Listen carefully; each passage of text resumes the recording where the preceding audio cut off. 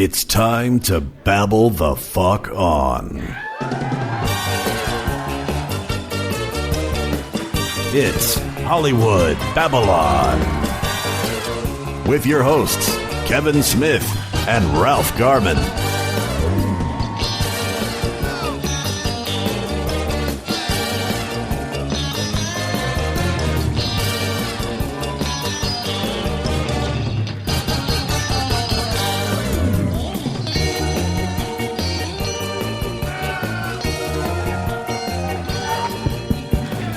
It is Saturday night in Covina, man. So let's babble the fuck on. I'm Kevin Smith. I'm Ralph Garman. Hey! Look at this place. Oh my God, our chairs are theater chairs. I know. Oh, this fucking place rocks. I've never been here before. In fact, driving here, I didn't even know where the fuck this was. Yeah. I still don't know where I am. I went to get on the 101, and they're like, what are you, fucking nuts? Turn around. And suddenly I'm driving through Glendale. I was like, where the fuck are we? Kevin panicked, texted me, why am I passing Pasadena? Yes. I was like, this place makes no sense. But it's my kind of place. Like, tons of strip malls. I thought you were going to say strippers for a moment. Tons of strippers. Lots of strip malls and shit like that. Interesting shopping. I had to stop to get a Celsius. And I went into a store, and there was no one behind the counter. It was just fucking, you had to scan. And I was like, oh my God, if I was making fucking Clerks 4, it would just be two machines. I'm not even supposed to be here today. No doubt and shit. And fucking the really weird thing is I was checking out, I went to pay with a fucking credit card because you got no choice. And I'm putting in a credit card, and I skim it, fucking don't work, man. And I fucking do the tap thing, don't work, insert, swipe, don't fucking work. And then there's a voice from behind me, and the dude goes, I bet you're sorry you killed Dante now, huh? Could have used him. I like this town. They're film savvy, man. Yeah. Not just film savvy, they saw Clerks 3. It's deep cuts. I like it here, man. This is the first time, but we'll be back. Hell yeah, we will. Y'all sold it out so quickly, man. Thank you. Look at this venue, too. It's gorgeous. Yeah, used to be a movie theater. That's what I heard. Back in the day. Started with silent films, they told us. You're perfect here, Bob. Just make those faces you make. We'll be in good shape. There we go. Can we fucking address the elephant in the room? There are fucking people on stage with us. Yeah. Don't make eye contact. What is this? They might come after us. What is this cuck situation? Why are you this close but not participating? Fucking A, man. This is like the high-end golden ticket seating here. I stuffed a golden ticket into a bottle of Jack Daniels. And a lucky person pulled it out and said, you get to be on stage with Ralph Garman and Kevin Smith. It seems more like a punishment. You know what I'm saying? Like, you sit in front of everyone and laugh. Yeah, imagine if they don't laugh tonight. I know. The rest of the audience is going to be like, well, these fuckers don't like it, and they're closer than we are. I feel so judged. It's awfully close.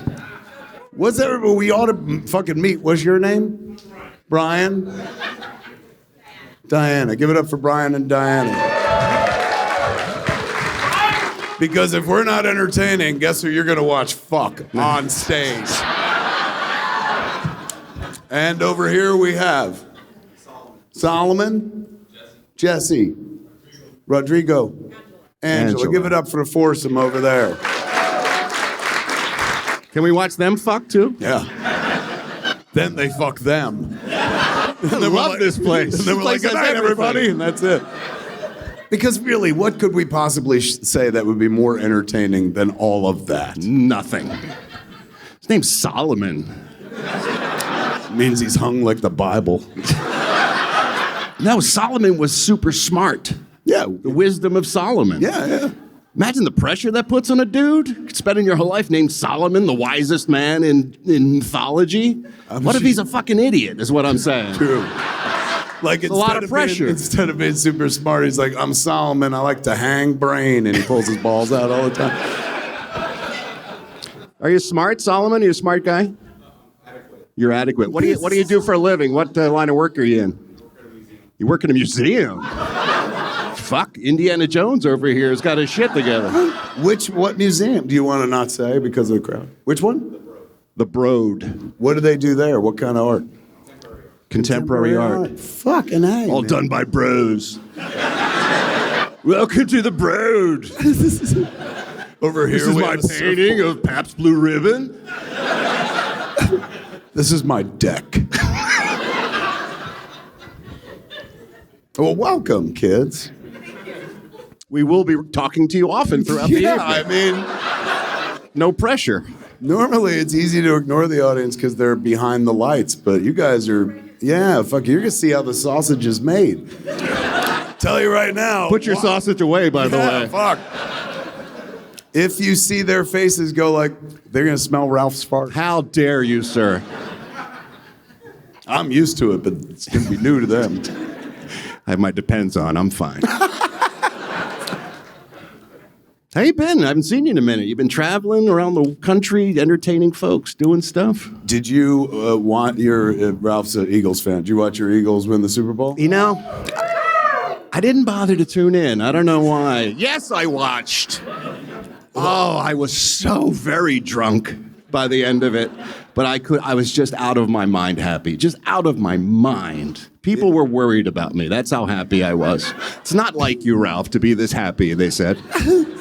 But I was, yeah. If you blinked and you might have missed me on the Super Bowl, me and Jay popped up I saw you in a guys. Dunkin' Donuts commercial. Yeah, oh shit. The Dunk Kings. You were hanging out with the Dunk Kings. Yes, and it was fucking nuts, man. Like, when you're in a Dunkin' Donuts commercial, you never fucking have to work again a day in your life. I didn't know they were paying that well. It was nuts. That explains why Affleck's doing them. No shit. It was really delightful. Like 2 days before we shot, somebody from their production reached out. They were like, Ben wants to know if you and Jay are in town. And I was like, we're always in town. I was like, Ben Affleck? And they're like, yeah. And I was like, holy shit, man, what is it? They're like, it's a super secret project. Instantly, I was like, oh my God. It's a Dunkings commercial. Super Bowl ad. Oh, I sat Jason Mewes down. I was like, this could change everything for us. Because fucking Jason, when we were kids, and I mean like when we were in our 20s and shit, back before we made Dogma, Jason, was had an issue with drugs and stuff. So to get him away from the heroin, we would take him to the methadone clinic in Asbury Park every morning. So when you're kicking heroin, methadone, I guess, salves that wound. But it would open at 6. He would be knocking at my door at 5 a.m. going, you awake? And so I get up, we'd drive to the methadone clinic, park outside, and then when it opened, he would get in line. There was always a long line of people, man. And you would always see somebody in line, like, look at Jay, and then look at the car he came from and see me, and then look at Jay again, and then look at me. They connect it. And be like, Jay and Silent Bob have a fucking problem, man. Like, oh my God, it started with weed, now they're in the methadone clinic. So Don't use your own stash. That's the first rule. Truth. So after that, after he got his methadone, we would go to Dunkin' Donuts, and he would get a manager's special. That was the name of the donut and stuff. 2 of those. And a coffee, and then we would go to Toys R Us and wait for it to open and try to find 12-inch Greedo dolls. That was like, that was literally how I prepared for Dogma. You know, like, talk to Chris Nolan, how he fucking prepped for that fucking Homework, the movie. What was it called? Oppenheimer. Homework, the movie.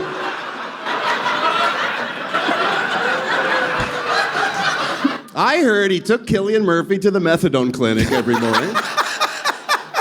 Then they would get Dunkin' Donuts. Look for fucking and then they would go to a toy store as grown men. True. Hey, man, I got him off heroin. Fuck you. All right. So, Didn't get me off booze yet.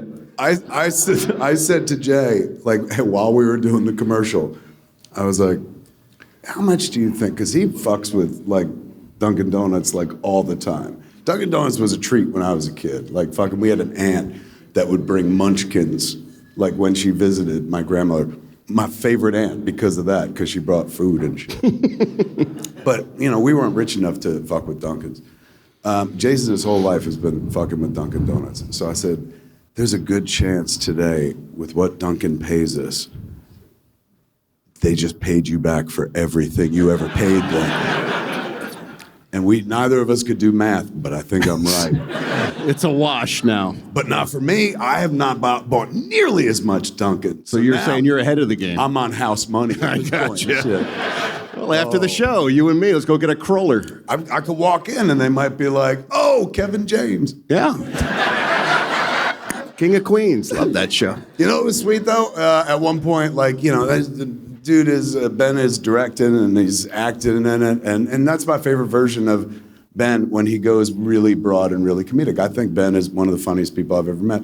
So when he leans into it, it makes me fucking laugh. Like there was a pre-spot where he's talking to like Casey and, you know, Ben speaking in that fake, thick Boston accent. Is that accent fake or is the one he uses now the fake one? That's what I don't know. Good point, man. Yeah. But Casey's just like, do I have to talk like that? And Ben goes, no. And then he goes, I'm not bothering you. Like, that shit is hysterical to me, man. And so he gets to be comedic in those spots. So just watching him act and make up, like, you know, he ad-libs like crazy, was fun. As a Ben Affleck fan from the sidelines and in the scene there, it was fun to watch. But, you know, at one point, like, we get up to him and stuff. There's a little kid first, then the kid leaves, and then me and Jay go up there. To get an autograph, right? To get an autograph and shit. And so while we were going up, you know, Jay's like, what do I say? Because, you know, he never says shit unless I write it. So I said, here, man, fucking say, like, well, first of all, of course you have to say Affleck, you the bomb in Dunkin' show. Right. And he was like, that goes without saying. But I said, do this one, man. I said, in honor of, like, fucking the manager special, go up and just order. Go up and go like, can I get a manager special and a fucking coffee and shit? And he goes, all right. And so he did it, and Affleck, like, cracked up and shit. And so that was when we were on Ben. When we flipped the cameras around to us, Ben was like, do that line again. The same line about the fucking manager special and shit. And then Jason did it, and then somebody rushed over from the sidelines, from the producer's tent, and fucking talked to Ben. And then Ben goes to Jason, can you say instead, let me get a Dunkin' $6 meal deal, please? And so Jason was like, I think. And so, you know, Ben goes, action, and Muse goes, yo, let me get one of them Don King $6 meal deals. Completely fucked it up, but they were like, that's it. That's the one. But at one point, while the cameras were on us and you know, he was shooting me and Jason, even in the midst of everything was going, and they were spending money, man. That set was like expensive. I had a cast of thousands. Oh, they're real extras. It wasn't like CG or something like that. I bumped into actual people and shit like that.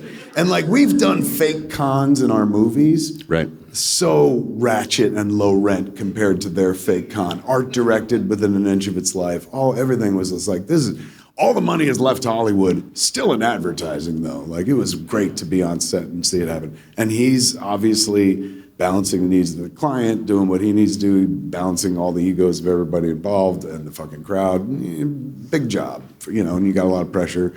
48 hours, I think they were shooting the spot. So we're standing in front of him and the camera's shooting at me and Jay. And right before we go, he goes, you realize in 30 years, this is the first time that I've directed you.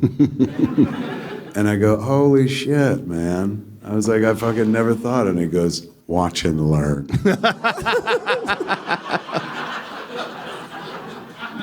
His only direction was not to me, to Jay. Can you say, can I get a Dunkin' $6 meal deal? But it worked. It was magic. So yeah, it was it was kind of sweet, man. Did they cut Jay and Silent Bob out of Argo? Were you guys in that originally? Could you imagine? I believe me. After we were done, I was just like, like Jay was like, maybe Dunkin will build a whole campaign around us. I was like, fuck that. Maybe Ben will start putting us in his movies. Yeah, really. He hasn't called. There might be more money in Dunkin than there is in movies. Yeah, you're not kidding. Believe me, man. It was amazing though. It was something unplanned, and when it happened, it was like, oh, that was kind of cool. And instantly, you find out how many people watch football. I heard from people that I was sure were dead, who were like, oh my God, were you just in a Dunkin' spot? And I was like, Dad?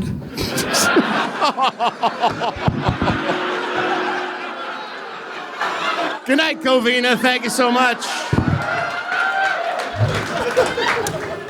So glad my mom wasn't here for that joke. Yeah. Oh, she'll hear about it. Like, oh, Tiger, that one hurt. Yeah, it turns out a lot of people watch the Super Bowl, Kevin. I know you're not a student of pop culture, but people tune in to watch that game once a year. It's pretty high profile. It was crazy, man. Yeah. And there's it's a real like Jay and Bob kind of year. It's our 31st year of existence. The 30th anniversary of Mallrats is this year.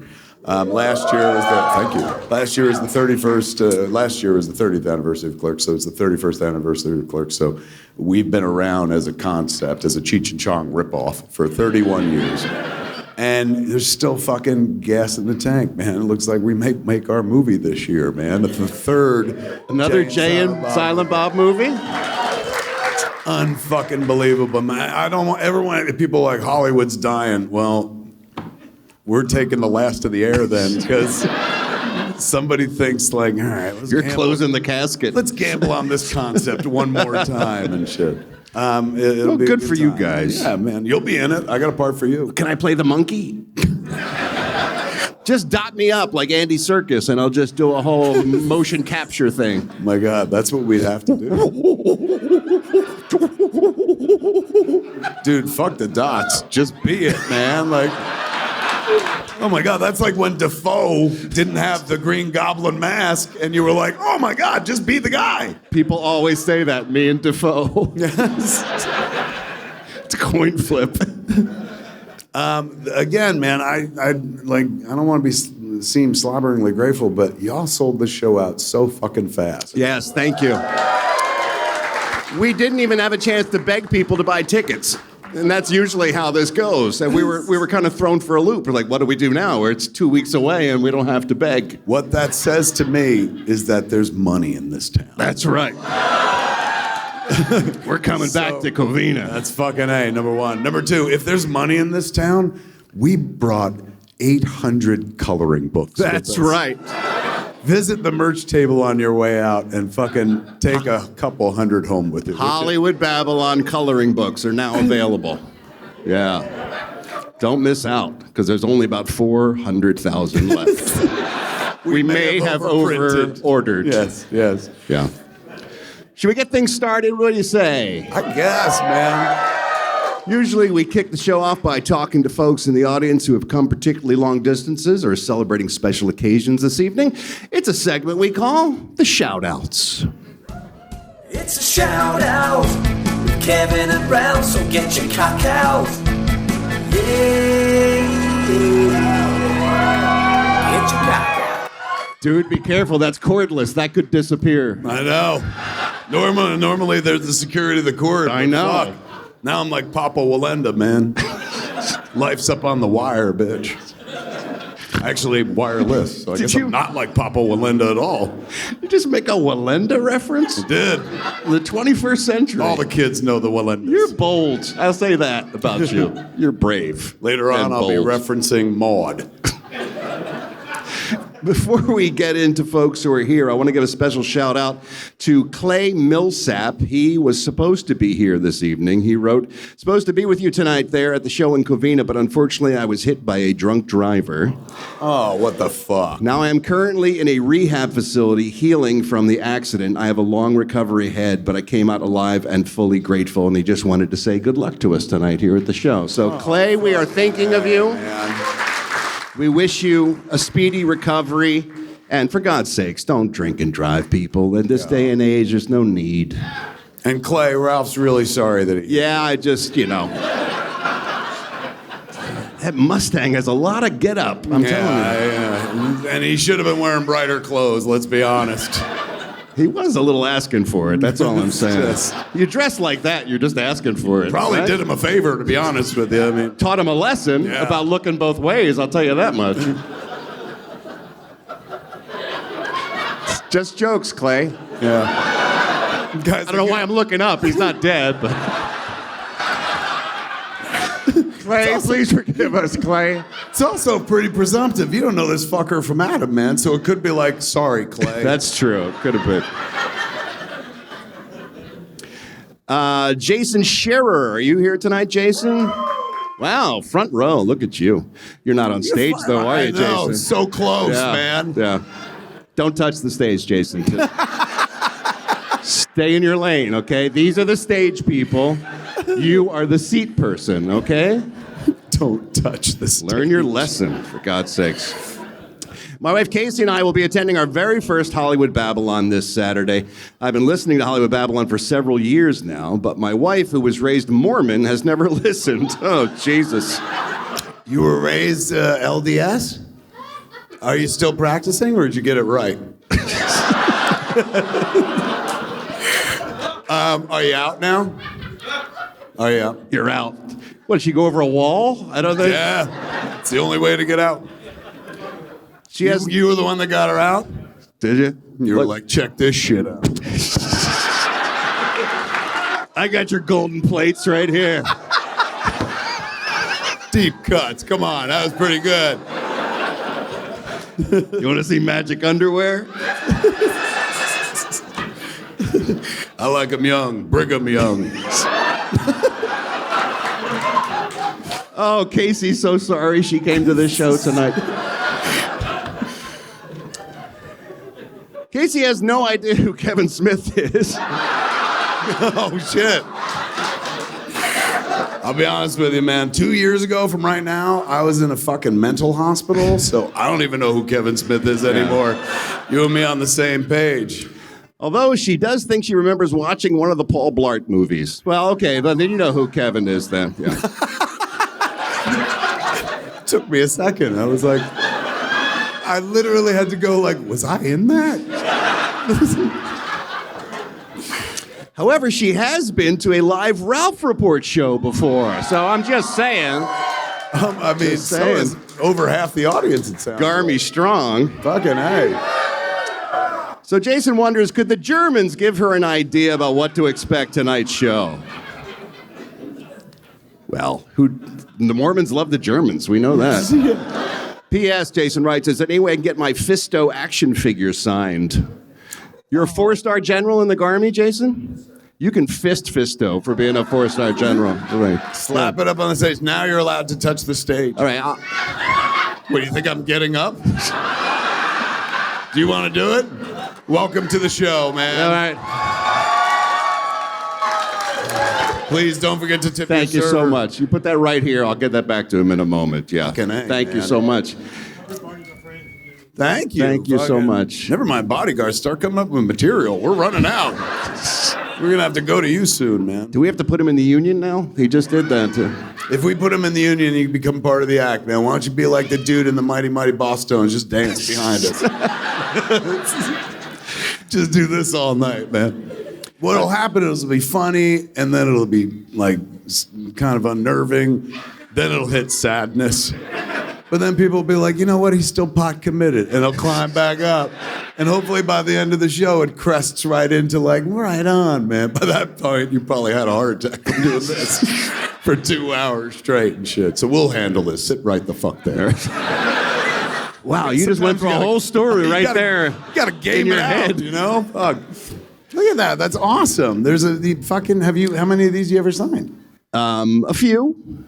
You know where I signed a bunch was at Chronicon in Chicago. There, your fan convention that we did. But I only own one, and you gave me. I don't know if you remember. You gave me my first did. Fisto action figure. You You're the first man to turn me into an action figure I did turn you into an action. and a meme. Yeah. Yeah. You had the fucking. I'd sure like to fist him. Totally, man. I just read they're making a Masters of the Universe live action movie, and I saw that they cast. They just cast Fisto, yeah. Yeah, which I was heartbroken for you. Thank you. On the other hand, I was like, let me see if they're bold enough to make that joke. No, never. You think? We were recording that. Kevin, of course, did Masters of the Universe and for Netflix. And he cast me as Fisto, which was a thrill. And we were in the booth, and we were doing the scripted lines. And then he said, he's in the booth. He's like, "Why did you say I'd sure like to fist him?" And I went, So anyway, he's like, "No, seriously, say that." It's like, they're never going to let that go out in the world, so why are we wasting our time? Flash 2, that's what everybody says to me now. I'll sure like to fist him.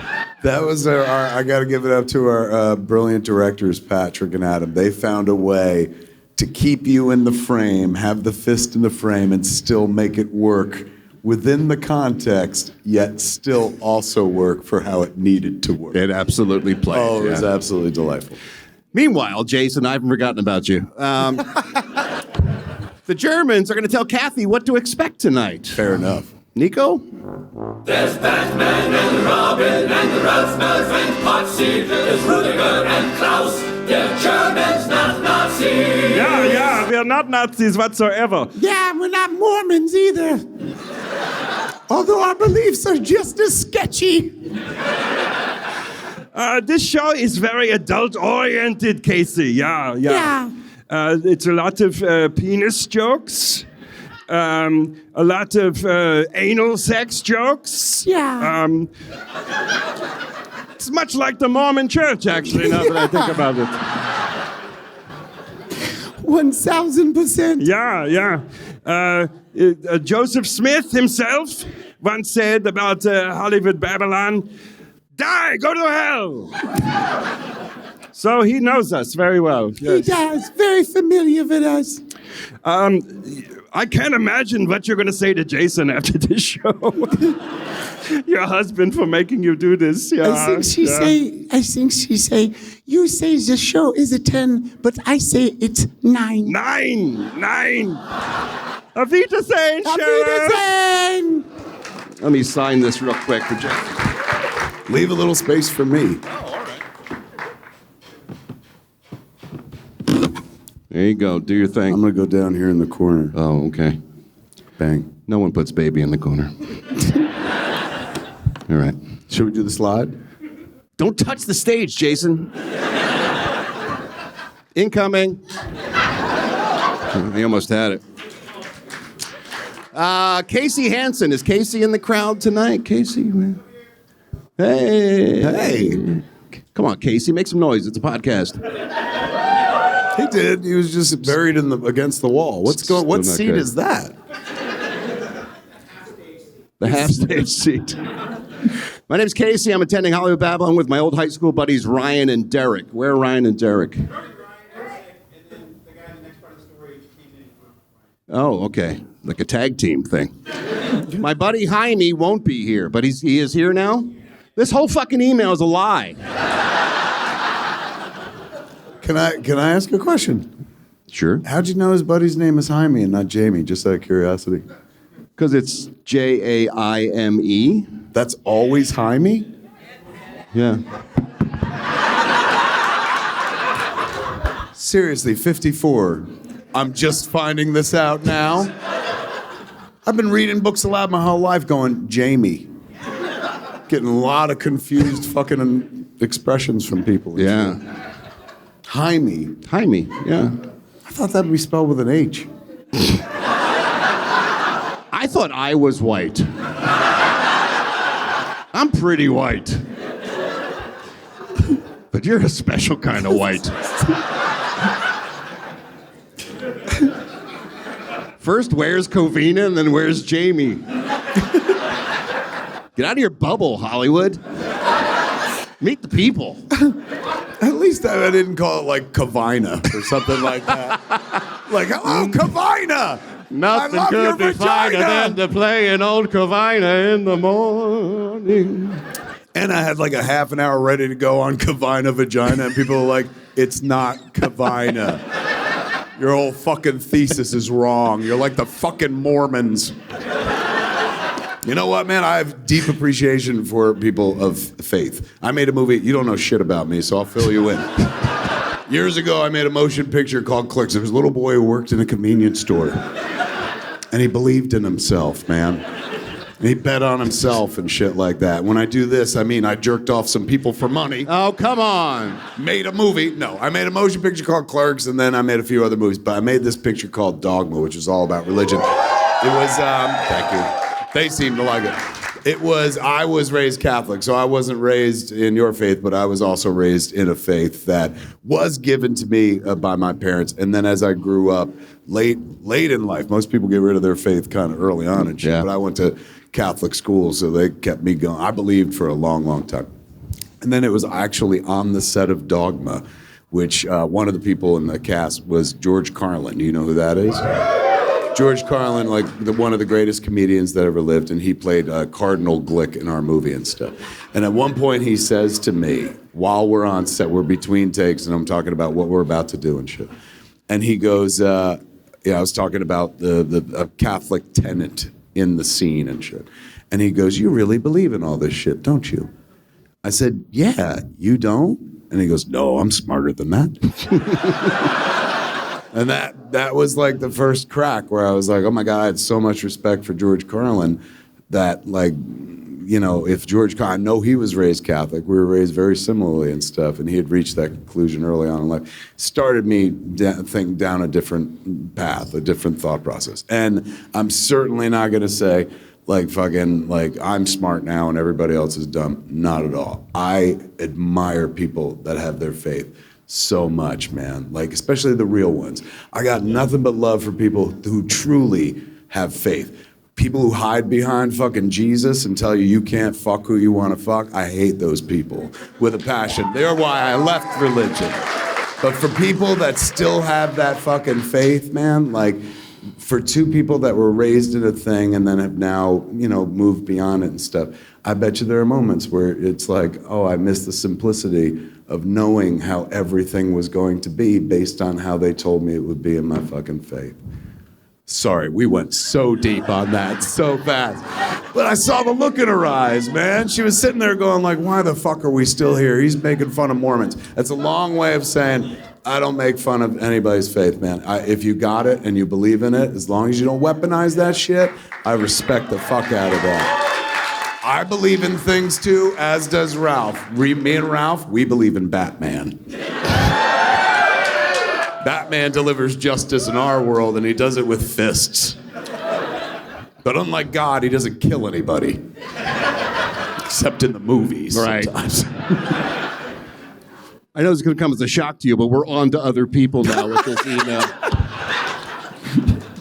I want her, she's a first timer. You want her to feel like, oh my God, every show is going to be about me. She hated. So she'll come back and she hated us immediately. No, I could tell. That's where you and I differ. I saw that. I saw the hate in her eyes, and I was like, I could win her back. And shit. Did I win you back? Fucking A, I did it, man. She's nice. She just said that. Don't fucking matter. See? Jason, tell us how she really feels later, okay? No, I saw it in her eyes, man. We connected and shit. I get it. Not in a creepy way, in a way of like, too late. No. I'm a codependent people pleaser, man, who can't self-validate. So I see when people are let down. You'd please me right now if you let me finish this fucking email.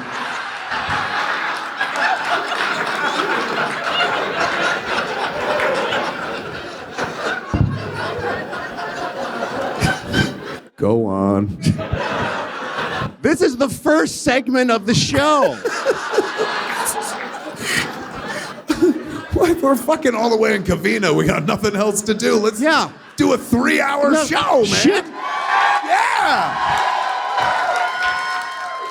Do you know how you get to a 3-hour show? It's Covina. They closed the town at 11. We're closing it. Easiest way to get to a 3-hour show, kids, is to buy every coloring book that we brought with us. How many people in the room? 176? We brought 1,000. That's how confident we are. We know you're going to buy a 3-4 piece. Give them out as Christmas gifts. Take over. Fuck. So anyway, Casey and Jaime are here. Hey. Yeah. Not so much from you right now. Sorry. They're natural-born San Gabriel Valleyers. We're in the San Gabriel Valley. I don't know if you know that. Get out of here.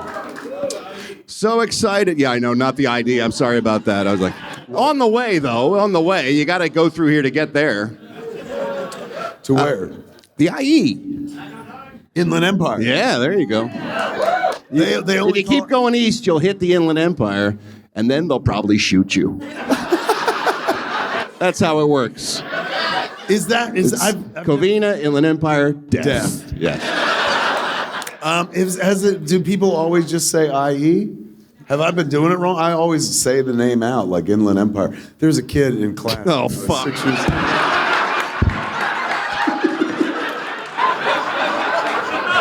My kid has a volleyball tournament tomorrow. Do I need to reschedule? Do I need to cancel? Let her know Daddy's not coming to watch?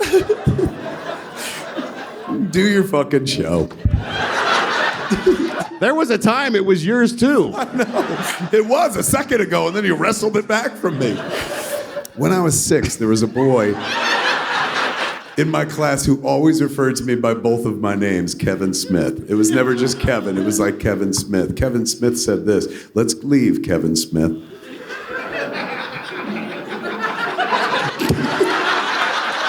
I'm gonna need a few more of these. Anyway, it reminded me of Inland Empire. Fucking riveting. You really had him in your palm of your hand right there, sport. Well worth it.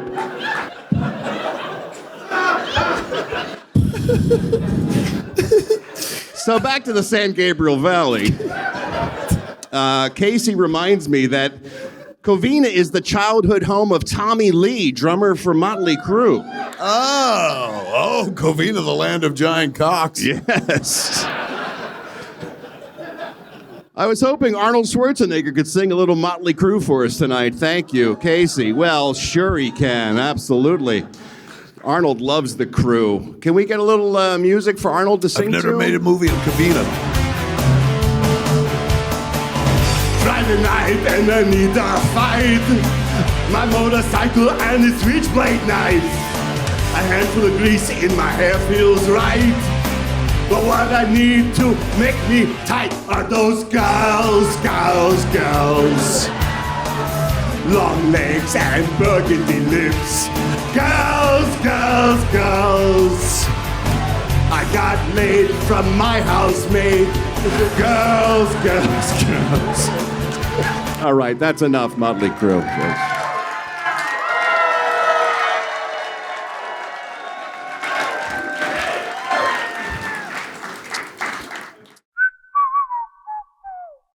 Hey there, boys and girls. It's your old podcast pal, Ralph here. Why don't you check out The Ralph Report?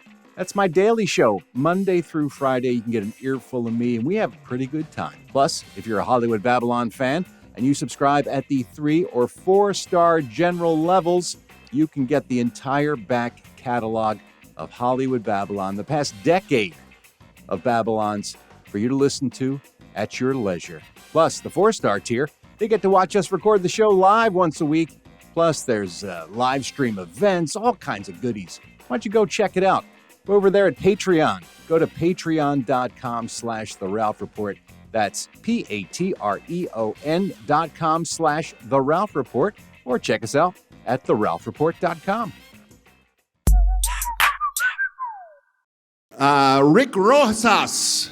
Yeah! Front row. That's how you do it, Rick. Fucking A, man. He was like, I don't want to get yelled at like Jaime. Almost said Jay. My girlfriend Jerica and I will be here at Hollywood Babble-On in Covina. Where's Jerica? Is that Jerica right there? Nice work. Hi. Just saying. It'll be her first time ever listening to you guys. A lot of first-timers tonight. Would you like to convert her from some fucking religion, too, while we're here? No, but I will say that you're my first in real life Jerica I've ever met, but I have interacted with one Jerica before prior to you. Do you know who she is? No pressure. Does she win a coloring book if she answers correctly? You get 100 coloring books. We have so many coloring books. Jem from the cartoon. Her real name is Jerica. How the fuck do you know that? I love Jem. You never watched Jem, the cartoon? Jem, she's truly outrageous. I know. It's fucking Hannah Montana before Hannah Montana. All right. You loved Hannah Montana. That just simply isn't true. I know. I did, though. Because I love Jem. Because Jem is like a superhero concept, right? Like fucking you're one thing and then you got a secret identity and shit. That's true, yeah. Marvel made the cartoon. Were you named after Jem, the superhero singer? You were? Were you? Jem and the Holograms. Her name, Jerica is the lead. She runs Starlight Records, but you know. Holy fuck, you know Jem. I do. Starlight Foundation is an orphanage that Solomon, help me out here. But her dad built this technology, this hologram technology that stores in the very famous 7-pointed starlight earrings. So when she touches them, it activates, and so it creates a different version of her, a holographic illusion. Yes. So she runs the record label, but she's also... Jerica runs the record label, but Jem is the record label's biggest star. They're the same fucking person, Ralph. What? I think it's awesome that your mom named you after that. Just like Hannah Montana, yes. Anyway, Jerica is first news doesn't. She has no idea what to expect tonight. Another woman with no idea what to expect tonight. We've been together for 11 years now, writes Rick. Are you the Rick in question? Right on, man. Yeah, he wrote the email, Rick Rosas. You were the one that was like, woo! Yeah. I got lost in the whole fucking Jem thing, man. That was like 30 minutes ago, Rick said. I like you, Rick. I fell into the Jem hole. Our 3 kids have a sitter tonight. You guys have 3 kids? Holy moly. And she's your girlfriend? Yeah. Why rush? Keep that ring in your pocket, Rick. Save it for a special occasion. Like kid number 4. You're a little fucking saucy bitch I'm tonight. just saying. At what point does commitment feel self-evident for Rick? Well, I got 3 kids with her, but I'm not quite sold yet. Rick's like, why'd I write this fucking letter?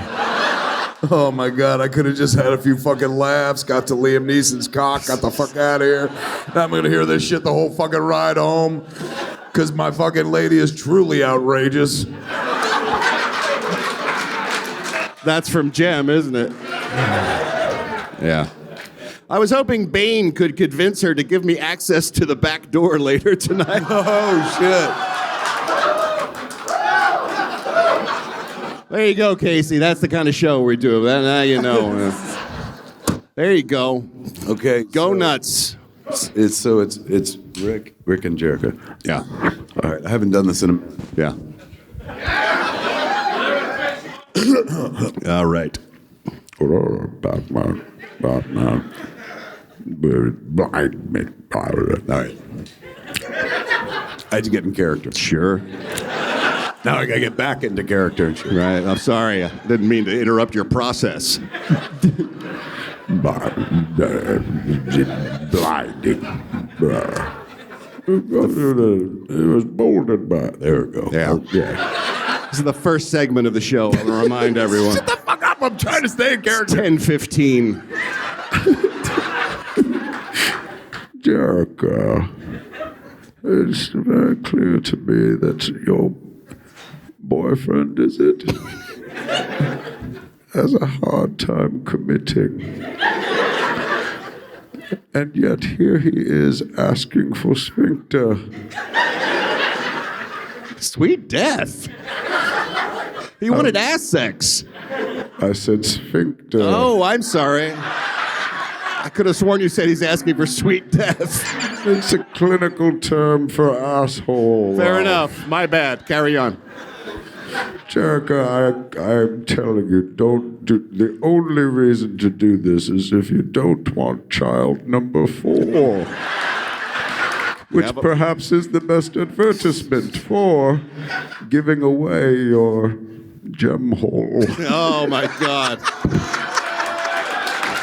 Bane, everybody. Bane.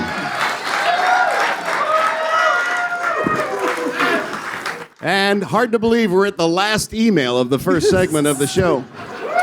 Leonard, Ruben, and Steve, are you guys here? Hey! Collectively known as the Mighty Cucks. You should have been up on stage with us. We're coming to the show to celebrate our friend Steve's birthday. His birthday's technically February 28th, but he goes around claiming that he's a leap year baby. He has a case of leap year stolen valor. Is that right? Bunch of leap years are like, you piece of shit. I wish I was on the 28th. Fun fact, he's half Thai and half Iraqi, but he looks like a cholo. Well, I think we have a picture. Can we throw the picture up of the Mighty Cucks? We'll be the judge whether... Is that Steve in the middle there? Yeah, he looks like a cholo, yeah. You're half Thai and half Iraqi? You're a Taki. A Taki. I love those chips. It's adorable. It's a joke you could share with your mom. It's so cute. Yeah, or Casey. Yeah. Do you know what a Taki is? Did they have those in Utah? They didn't have them in Jersey. That's why I'm asking. Could David Bowie please sing Happy Birthday to Steve? Love the Mighty shit. Cucks. Well, of course he can. I think the music came in a little bit early. Happy birthday to you, Steve. You look like just a cholo. But you're half Iraqi and Thai, and you weren't born on a leap year. Happy birthday to you, Steve. We're so happy to celebrate with you. Happy birthday to you, Steve. From your friends, the Mighty Cucks. Stop it. Been through enough tonight with you. So sexy. As for you, cucks. We also get emails from all around the world. Nico? Robin's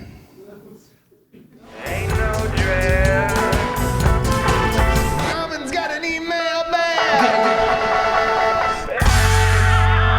Featuring Kevin's reactions. That's right. This comes from Amy and Nick, the Aussies. We see them from time to time at live Hollywood Babble-On shows. The last Hollywood Babble-On we attended, we heard about the Covina show, and we jumped right on the Laugh Factory's Facebook page to see all the information. That's so sweet. Let's see that ad they put on Facebook. That's adorable. Thank you, Laugh Factory, for... Hold on a second. Can we zoom in on that ad for just a moment? Can we get... Oh, come on! Oh my God, dude. I had no idea I was doing the show with Ralph Garman. It's not that hard. Ralph. Ralph! Ralph me! Shut up. We were backstage, and one of the owners came up to us and said, Kevin, I'm a huge fan. I love your films. Randy, we're so glad to have you here tonight. Randy, Ralph, what's the difference? A rose by any other name is just as whatever. Yeah. Folks also email in with stuff. Oh, hello. Hi. Hi. Thanks. Give it up for the lady, man. Thank you. We got a lot of guest stars tonight. So many people on the stage. It's like an episode of Pee-wee's Playhouse. The magic word is drunk.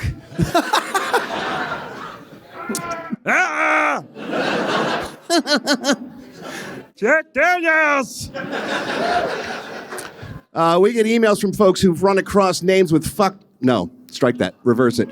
Towns with fucked up names. It's called Your Town's Got a Fucked Up Name.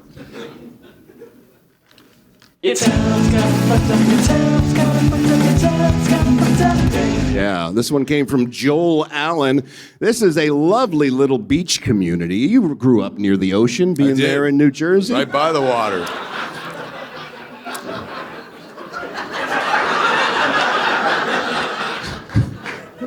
What are they laughing at? My childhood. Apparently. You fuckers are gonna send me back into the booby hatch, man. Joel Allen sent this little the sign for a town that he found. Can we show that? Till I Come Beach. Till I Come Beach. Oh, that's the answer to the old question, how long do I have to keep doing this? Till I come, beach.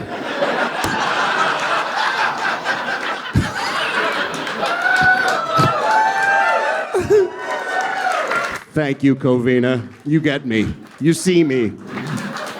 I was going to go for a very obvious edging joke. Yours was much better. Thank you. I appreciate it. Folks also send in stuff that's supposed to be for kids, supposed to be for children to enjoy. Upon closer examination, they are inappropriate toys. Not appropriate for girls, not appropriate for boys. What the fuck is that? Inappropriate toys.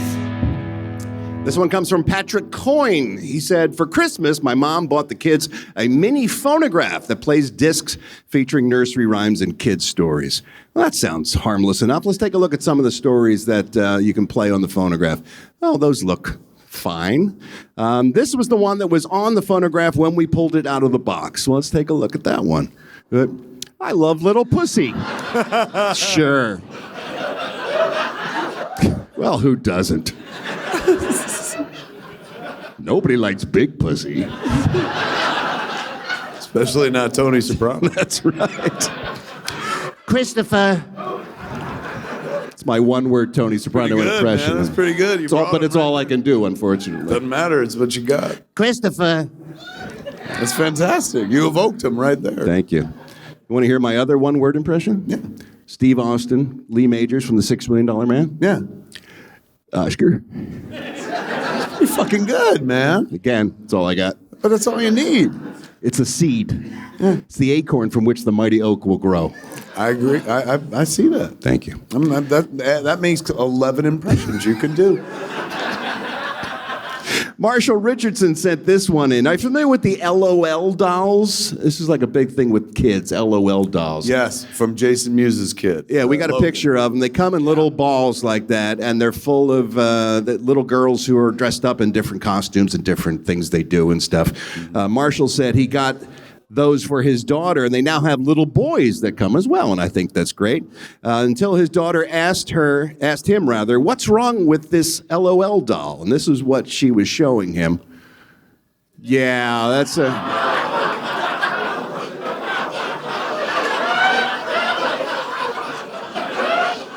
I don't know if we need that on the LOL doll. I mean, he's got nuts. And a massive urethra. Yeah, a massive urethra. He just passed a stone. Or he's doing some heavy-duty dick docking. He's sounding. He's addicted to sounding. Wow. The fact that you knew what sounding was is very... I've not made heard me very it. happy. Didn't expect to hear it tonight until I got home. Yeah. Till Jennifer was there holding the rod. Yes. Yeah. And lastly, Dakota Crosby sent this one in. And this is more of a cautionary tale, really, than an inappropriate toy. You got to be careful where you buy your stuff for kids from. If you're going to go online, stick to Amazon, the major cyber retailers. Apparently, this mother bought something off of AliExpress, which is never a good idea. She got her kid a T-shirt with a little frog and toad on a bicycle riding together, which was charming. I think we got a shot at that. There they go. And then, if you look at the actual T-shirt that was delivered, can we zoom in on the kid? But yeah.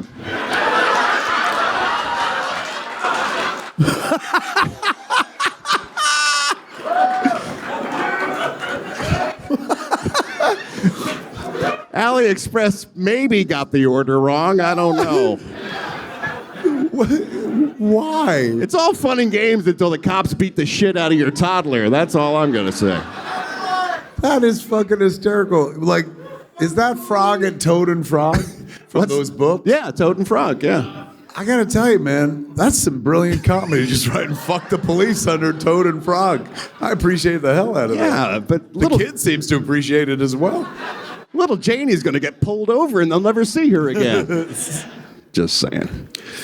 We also like to take a look at folks in the entertainment business who have left us, but have left behind bodies of work that we will love for many decades to come. We call those our Tinsel Town Stiffs. And now another edition of Tinsel Town Stiffs. They will be missed. This one just happened, and this really hurts. I was a big fan of hers. Lynn Marie Stewart has passed away. You know her best as Miss Yvonne, or Miss Yvonne, depending on who you're talking to, the most beautiful girl in cartoon land from Pee-wee's Big Adventure and Pee-wee's Playhouse. She was a very talented comic comedian. She worked in the Groundlings in the 1970s, and that's where she met Paul Rubens, of course, Pee-wee, Phil Hartman, Cassandra Peterson, who later went on to become Elvira. They were all very close. And she was involved in all of the Pee-wee Herman franchises, either as Miss Yvonne or another character. She worked with Cassandra Peterson as well in Elvira's movie. And she was also Bonnie Kelly, Charlie Day's mom, on It's Always Sunny in Philadelphia. Sunny. Yeah. Wow. Very talented, very funny lady, passed away this week at the age of 78. Here's a little bit of her work with her friend Paul Rubens as Pee-wee Herman. Here comes the most beautiful woman in Puppet Land. Yippee, Mr. Bond! Hi, Mr. Bond. Hello, Pee-wee. Hello, everyone. Hello, Miss Yvonne. I just stopped by to help you get ready for the party, Pee-wee. Thanks. How come you're not wearing your pajamas? Oh, I brought everything with me. I'm going to change later on into my hostess pajamas. Can I watch? Oh, Pee-wee. That was for kids, that show. Can I watch? Can I play with my penis while I watch? It's like I'm in a movie theater.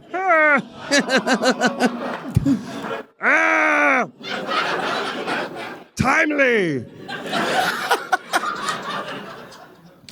We also like to take a look at mistakes, things that are wrong in movies and TV shows. They just put it out anyway. They don't care about us. We call those things shit that should not be. And now for shit we should not see. Here's some shit that should not be. This comes from Matt Lobo. He writes, this film done by the... I'm all good, thank you. Done by famous director James Cameron. James Cameron, known for his fastidiousness, his control over everything, except perhaps the cameraman who was shooting this scene. It's from the movie Abyss. You may have seen this before. In this particular scene, things are really going south for our two leads. The water's filling up inside the capsule. They're trying to figure out how they were going to survive. And luckily, one of the cameramen has the wherewithal to say, there's water spots on the lens. I should probably wipe that off.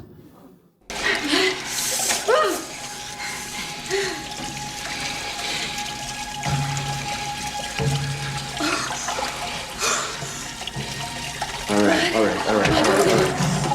Here. You put this over. No, what are you doing? You don't listen. Don't argue with me, goddammit. Just put it over. Look, this is not an option, so just forget it. Don't argue with me, goddammit. Just put it over. Don't argue with me, goddammit. That's in the movie. I've seen that flick so many times, never noticed that before. That's nuts. They should have asked that guy for help to get out of there. Yeah, really. Help her. Hey, you with the blue rag, get us out of the submarine. Do you know Jim Cameron? Get us out of here. We also like to take a look at A-list performers who sometimes give less than A-list performances.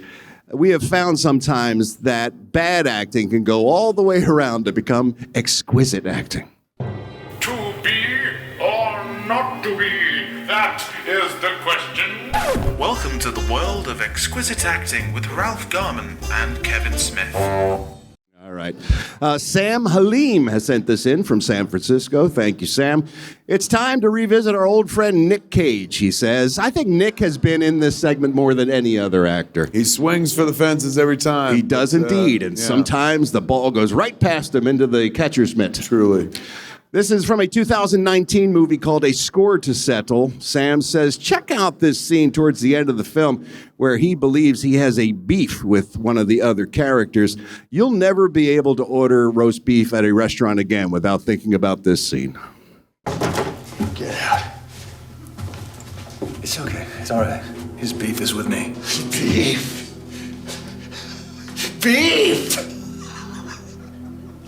You have my son killed. You lie straight to my face about it. You think I've got beef with you? I didn't mean. Isha. You think beef is an accurate description of what I've got with your father? Okay. Sorry. I misspoke. Wow. Beef! Tonight our choices are salmon, chicken, or we have a lovely roast beef. Beef! He was so convincing, he almost flipped me from being a vegan. That's right. You were going to order up. Time now to take a look at all the entertainment news. What do you say? I'm ready. Segment called the HBO Headlines. Give me head, give me head, give me headlines, and give me head. Nicole Kidman and Keith Urban are the latest A-listers to have their home burglarized in Hollywood. They're saying Where do they live? They don't live in Hollywood, actually. No. If you've ever been to Hollywood, you know they're not living there. I just meant like the community of Hollywood. I believe they live in the Bel Air area. If I'm And not also, mistaken. I didn't interrupt any of your conversations. So they live in the ritzy parts. Yes. So we're safe. But they're not, Kevin. That's why we're worried. I give a fuck. Our biggest stars are in danger, Kevin. They got enough money to replace things. That's my concern. She has, I don't know what I know he's a thing as well, but. He's a thing, that's for sure, She yes. is literally in everything. She rarely says no. Yeah, man, fuck. So she must have all the money, man. How many houses must they have? Well, that's what I was thinking. They said there's a rash of these burglaries going on to A-list actors and performers. They're getting their homes burglarized. And I'm thinking, you're spending your money on the wrong things. Buy a fence or a gate or some bulletproof glass or some bars on your window. Do some fucking thing. This guy threw a rock through their window and went into the house. That's poor people shit. That's not A-list homeowner stuff. It's true, man. There should be some dude on a gun turret, you know. Right. There should be just lasers going back and forth, cutting people in half if they cross the room. Some Mission Impossible shit. We got our house, as you know, because you've been there many times. Yes, I have. It's right. I've stolen some shit too. Taken by shit. the way. Yeah. We were burglarized by you.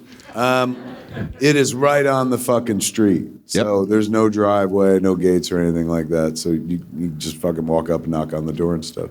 And the address is...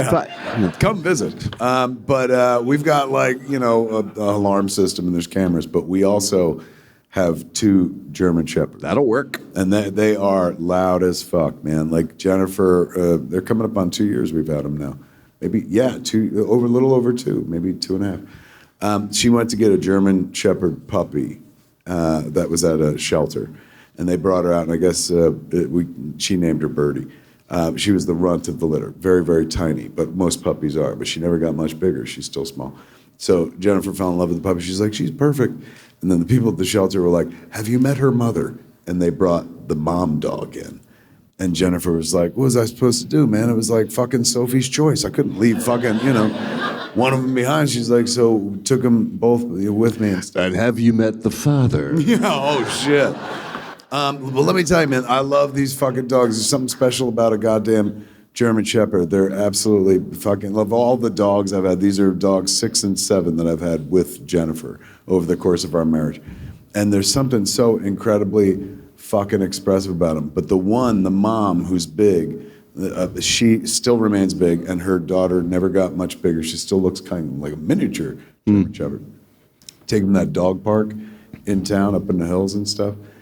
That apparently big, stocky, thick ass with 2 C's is what dogs want, man. Because Birdie is tiny, lithe, like in our world, she would be the thing that most people are like, oh, look at her, she's in shape and all this shit. Lucky is her mom. She just like got childbearing hips like me and shit like that, and fucking every nipple banging around because she's had a few fucking kids and shit. And keep going. I know it's pretty hot. Never fucking fails, man. Her daughter, we still haven't had Birdie fixed. Nobody gives a fuck about Birdie. Every boy dog is just like, what's up, mama? And they all fucking pay so much attention to her and shit like that. And every once in a while, one of them takes a fucking run at it and shit. Where she's fixed, so she ain't even giving off no scent and stuff. But that must be the look. Yeah, they must love that. I have a fuckable dog. I'm very happy to say.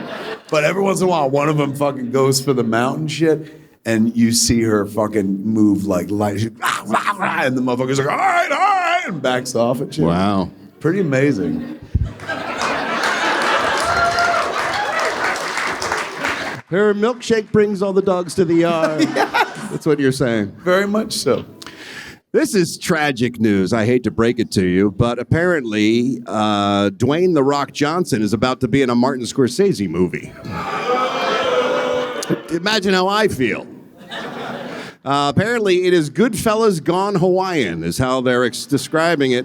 It is a mob story that takes place in Hawaii in the 1960s and 70s about a mob boss who tries to build a criminal empire while also preserving his ancestral land.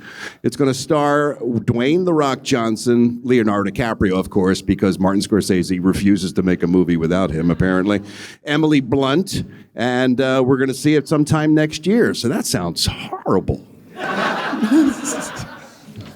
When they, years and years ago, when I was working the Superman movie, when I was writing it back in like 96 and shit, before I got the Superman job, I went into Warner Brothers and they were throwing things at me that like, hey, would you like to write this? Physically? Yeah, I was ducking. Like bookends and shit? I was ducking, and then that's where they stole the idea for The Matrix. See? So I went in there and they were like, what about doing this? What about this project? What about writing this? This is on the strength of Chasing Amy. Right. So people start inviting you in and be like, you can write this, you can write this. So one of the projects they offered me was Beetlejuice Goes Hawaiian. Wow. And I was just like, I think we've said all we need to say with Beetlejuice. I don't think going tropical is going to help whatsoever and whatnot. But Goodfellas Gone Hawaiian. Goodfellas That's Gone Hawaiian. That's what you should have pitched. Apparently, that's the hit. Look, Martin Scorsese is an absolute artist, and he is. Yeah, he's all right. So no, come Yeah, he's made Let a him make few as good many movies. as he wa- A few. Well, except for the last long one. They're all Yeah, good. exactly. No, he's good. ABC has announced they've just ordered a new series called 911 Nashville. Part of their 911 collection. They've got, of course, 911, 911 Lone Star. This will be just like that, only in Nashville. This completes the series. Now, broadcast television only exists of NCIS's, FBI's, 911s, and shows about Chicago. We're done now. It's finished. Amazon Studios has announced they shelled out an extra $1 billion to take creative control of the James Bond franchise. How do you feel about this? What harm can come when a giant corporation takes over creative control of something? I think you're being much too judgmental. They bought the rights. Well, they bought MGM Studios, so they have the entire, all the properties that MGM has, and Bond was always an MGM property.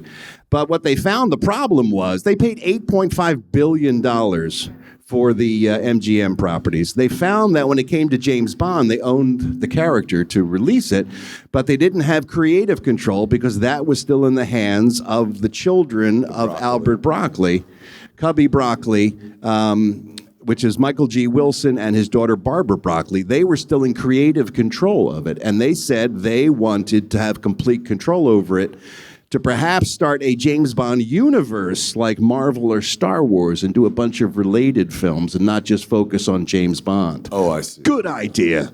Can't wait for Moneypenny, the musical. So in order to get creative control, they had to pony up another $1 billion to pay to Michael G. Wilson and Barbara Broccoli to get them out of creative control of the character. Michael G. Wilson said, "I am retiring, so this comes at a good time." Barbara Broccoli said, "For $1 billion, you can fuck me in the ass with Sean Connery's corpse." That's a quote right there. She said that. She said it. She got to stand by it. "Put my bones in your asshole," Connery said in response. How do you feel? It's awful. It's a horrible idea. You don't want a committee of corporate people deciding the future of a beloved. Oh, you're out of your mind. It worked out great for the fucking Lord of the Rings. It means you could have different James Bonds happening at the same time. Or a la Sony, you could take villains that James Bond has fought and give them spin-off films like Craven. You could get Goldfinger, just him just eating and shit, you know? All origins. You could have all of the James Bond universe happening at once. It's going to be a nightmare. Glad they killed him. Spoilers, if you didn't see the last movie, by the way. Wait, what? Yeah, you should check it out. It's really good. How about some geek news? You want to do some geek news? Fuck yes. Let's do that. Ralph and Kevin, Ralph and Kevin, Ralph and Kev's Geek News. Daredevil's back. Daredevil Born Again over there on... More violent than ever. Yeah. 25% more violence. That's what the people love. Yeah, man. But on Disney Plus, nobody was expecting that. Right. First incarnation, first shot they took at it apparently wasn't what it is. And Kevin Feige was like, no, go back to the drawing board. And amp it up. Back, yeah. Now that's happening again with the same characters and the same actors, Marvel apparently is going to revisit Jessica Jones, Luke Cage, and Iron Fist and bring them all back. Why not, man? Bring back the Defenders. Did a lot of work setting them all up. Makes sense. Bring back She-Hulk. That's all I care about. I'd love that. It's good, great. And she brought Daredevil back. That's true. Yeah, he was in it. Tom Holland's Spider-Man is still going to happen. Spider-Man number 4 for Tom Holland. They've just moved the date. They pushed it back a week later. Get your calendars out. It's now going to be July 31st, 2026. So circle that in your calendars.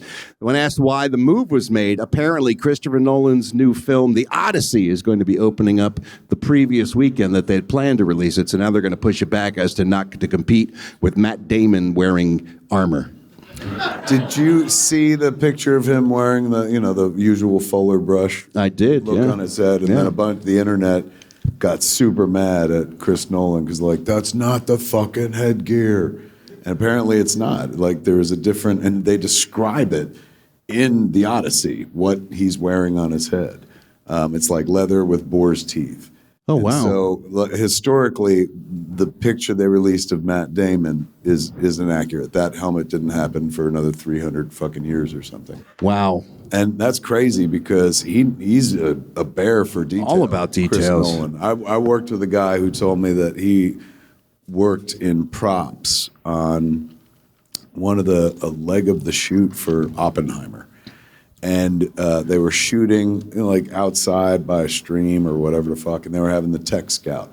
Tech scout is when every department head is there representing every department, and you go through the entire script, you go through everything that's going to happen at a particular location and discuss what's going to be needed and then logistics and all that stuff. So they're standing by the stream talking about what they're going to shoot, and then the AD opens it up to questions. And Chris Nolan asked a question, and he asked it of the props guy. And he goes, the stones in that stream, did they exist in 1938? Holy shit. That's a fucking crazy attention to detail. So to be like, yeah, any hat'll fucking do. Put him in a bowler. Yeah. I'm still going to see that. Yeah, I can't wait to watch a 4-hour movie about an ancient Greek myth. I mean, he's going to do it justice. Did you ever read The Odyssey? No. Yeah. You? No. No, I didn't think so. Not at all. Yeah. Seemed too thick. Look, I was already reading. I was a Catholic school kid. I was already reading the Bible. Fair enough. And the superhero sequel nobody asked for, Will Smith has announced he's trying to make Hancock 2. That's the 2008 film where he played an alcoholic superhero trying to revitalize his public image with the help of Jason Bateman and Charlize Theron. Oh, my God. Why? Why would you do this?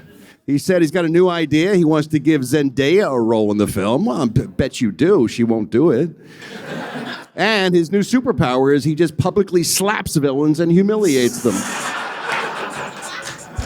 So that might be an interesting wrinkle. It's true. He can't do a movie where he lays hands ever again. No, he cannot. It's the thing that everyone will be thinking. I agree.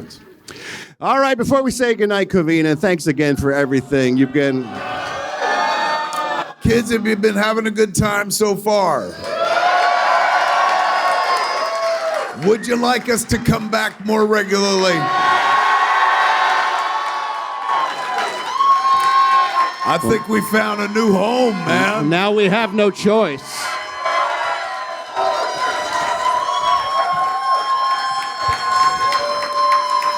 All right, now you're just lying. No, that's truth right there. It's like, oh, you're the best I ever had. That was amazing. Oh, thank you. I'll take it. Oh, God, you're so big. I've heard these lies before. Yeah, as long as they lie to me sweetly, I don't care, man. I need the truth, man. I'm here to lick their Covina. Speaking of being big, before we say goodbye, here are some facts that people emailed us here at Hollywood Babble-On. You can send us anything, by the way, for any of the segments. We appreciate it. Just go to hbopodcast@aol.com. Yeah, we still use AOL. Fuck off. These facts were sent to us this week about the size of Liam Neeson's cock. You know he's got one of the biggest penises in Hollywood. It's true. That's why we do this segment. We can't help but wonder how big is Liam Neeson's cock? Wie groß ist Liam Neeson sein Penis? That's right. Liam Neeson's cock is so big. How big is it? The Neeson cock Lego set has 371 million pieces. It's a lot. Jason Mewes has it. It's a lot of Lego. Liam Neeson's cock is so big. How big is it? President Trump has announced he will slap a 100% tariff on it. Oh, no, that's gonna cause inflation for his cock. Yes. We don't want it to go up anymore. No, we don't. Liam Neeson's cock is so big. How big is it? He recently switched to lambskin condoms, and now sheep are on the endangered species list. That's sad. But adorable. Liam Neeson's cock is so big. How big is it? He thought he had an STD, but the burning sensation was just his cock re-entering the atmosphere. That's him on the way down. That's right. And lastly, Liam Neeson's cock is so big. How big is it? At Disneyland, Liam once fucked a girl on the Pirates of the Caribbean ride while he was waiting in line for the Haunted Mansion. Ladies and gentlemen of Covina, have you had a good time this evening? Thank you so much for being so warm and welcoming. We appreciate it. I can't thank you enough for coming out for us, man, but there is no show without the legend and the icon sitting next to me. Give it up for the one, the only, Babble-Meister General himself, Mr. Ralph fucking Garman, man! And let's hear it for my Babble brother, Mr. Kevin Smith. And that is Hollywood Babble-On for this week. I'm Kevin Smith. I'm Ralph Garman. Babble the fuck off. Good night, Covina!